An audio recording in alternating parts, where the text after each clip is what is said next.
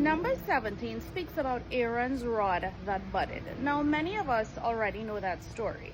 It takes place during the time when the Hebrews are grumbling, complaining, and in rebellion as to the fact that in their minds, Moses and Aaron, they're getting to do everything and they don't have any part, and they want to be seen and they want to be part of leadership. So during that time, the Lord specifically tells Moses to get a staff from every clan, from every tribe of Israel, and place it in a particular area. And the man he chooses, it will be obvious, the clan that he chooses. And when Moses goes back the next day, he sees that Aaron's rod had budded and blossomed and fruited because there were almonds on it. Now, why is this important? Several reasons. First of all, that particular rod, the stick, if you were to call it that, this would have been one belonging to their clan, belonging to their generation, belonging to their tribe. So it was dead, but it was not just dead, it was very, very, very dead.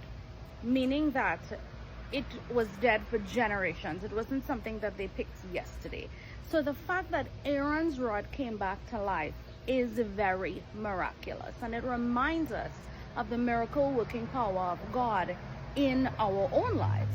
But not only that, it's a foretelling that Jesus would die, he would be placed in a cold, dark tomb, and that he would not only resurrect again, but that he would ascend to the Father, and that he is actually coming back.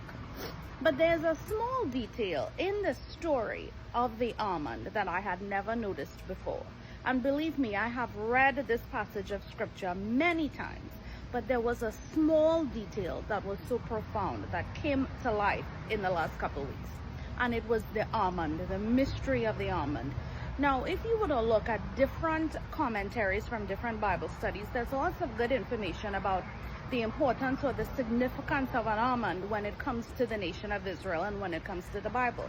But this is the one that stood out to me for the life of the everyday believer. The almond tree is one of the very first that buds in springtime and blossoms in springtime and looks full of promise. But yet it is one of the last ones to have almonds on it. It reminds me sometimes in the life of a believer that there are seasons that seem to be delayed. There are times when we will feel like we're seeing the fruition of something about to happen, God's promise coming to fruition, and then there's a pause. And we don't understand why. It also reminds me that in the menorah, in the temple, and in the tabernacle, there were almonds on it. God instructed them to have almonds